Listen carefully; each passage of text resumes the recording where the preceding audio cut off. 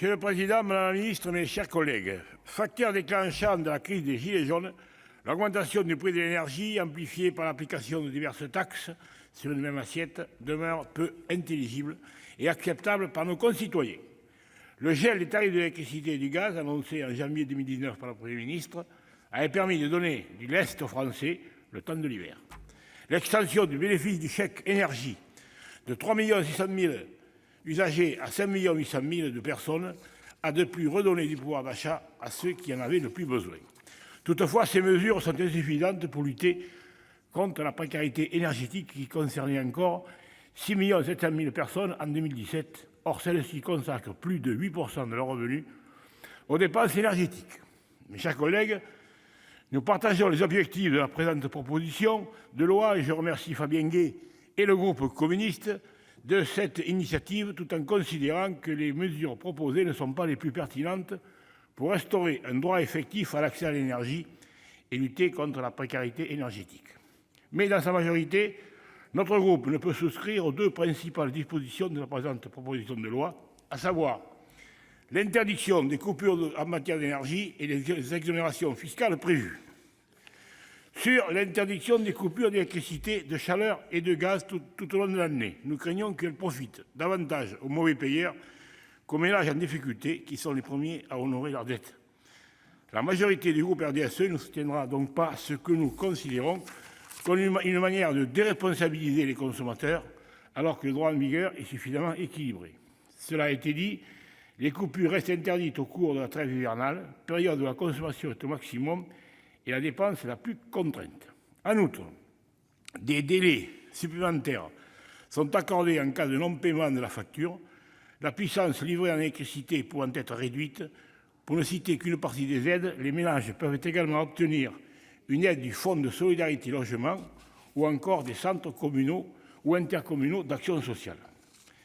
Mais encore faudrait-il que les ménages en situation de précarité connaissent les dispositifs d'aide. Il est ainsi préférable d'en accroître la lisibilité et surtout de les affecter aux plus fragiles. Ceci a été dit par Madame la rapporteure. À ce titre, l'introduction du chèque énergie devrait permettre de réduire le taux de non-recours. Renforçons donc l'existant et consacrons plus de moyens à la rénovation du bâti. Pour l'ensemble de nos concitoyens, le logement est la première dépense contrainte, sans oublier bien sûr le surcoût des passoires thermiques. Le saupoudrage des subventions publiques nuit à leur efficacité. La remise à plat déjà engagée des aides va dans le bon sens. Sur les mesures fiscales, outre la non-conformité au droit européen et le coût élevé pour nos finances publiques, après les mesures prises par le gouvernement en matière de pouvoir d'achat, nous sommes une nouvelle fois de l'avis de notre rapporteur sur l'inapplicabilité de l'exonération de la TICGN et de la CSPE à destination des ménages éligibles au chèque énergie, puisqu'il faudrait que le fournisseur ait connaissance à tout moment du statut du ménage.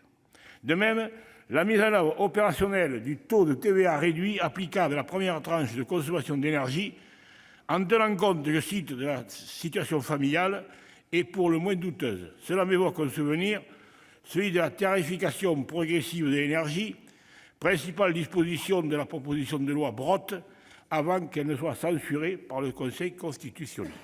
Idée intéressante, par sa dimension à la fois sociale et environnementale, elle instaurait dans les faits une usine à gaz, raison pour laquelle j'avais voté la suppression de cet article. Encore, il faut rappeler que la taxation élevée sur l'énergie n'est pas une spécificité française. Peut-être faudrait-il avant tout simplifier la facture énergétique et surtout, comme nos concitoyens l'exigent, faire en sorte que la fiscalité écologique soit affectée à la transition énergétique. Mes chers collègues, l'énergie a un coût, ce qui permet d'inciter à la sobriété et à l'amélioration de la performance énergétique des bâtiments. Cela ne veut pas dire pour autant que nous justifions l'augmentation continue des tarifs de l'électricité. Le coût de l'énergie fait l'objet de modes de calcul précis, reposant sur une base légale, afin de protéger les consommateurs et leur faire bénéficier de la compétitivité du parc nucléaire. Sans oublier les avantages attendus de l'ouverture à la concurrence du marché de l'électricité. Reconnaissons-le, ces avantages sont assez imperceptibles pour le moment. En 2008 et 2017, selon Eurostat, le prix de l'électricité pour les ménages a augmenté de 0,16 à 0,21 euros par kilowattheure. Or, la France se caractérise par la multiplication récente des fournisseurs qui ne produisent pas l'électricité et qui parviennent à se différencier de l'opérateur historique par leurs services et leur offre d'électricité par si verte qu'annoncée. La délibération de la CRE proposant une augmentation de 5,9% des tarifs réglementés de vente d'électricité était contestée par l'autorité de la concurrence dans son avis du 25 mars 2019. La loi énergie-climat offre la possibilité de relever le plafond de l'Arenh à laquelle le gouvernement n'a pas eu recours. Il faudra donc éviter à l'avenir de maintenir une concurrence artificielle à marche forcée au détriment du consommateur. Ceci n'est conforme ni aux principes généraux du droit de la concurrence, ni aux objectifs de l'ouverture du marché européen de l'énergie. Comme l'a affirmé le Conseil d'État dans sa décision du 18 mai 2018, l'électricité est un produit de première nécessité non substituable. C'est le statut particulier qui nous permet de préserver les tarifs réglementés de vente, contrairement à ce qui a été décidé par le gaz. Nous serons donc particulièrement vigilants lors de la prochaine réforme portant réglementation économique du nucléaire existant à ce que les consommateurs ne soient pas les grands perdants de l'ouverture à la concurrence. Dans cette attente, la majorité des membres du groupe RDSE s'abstiendra.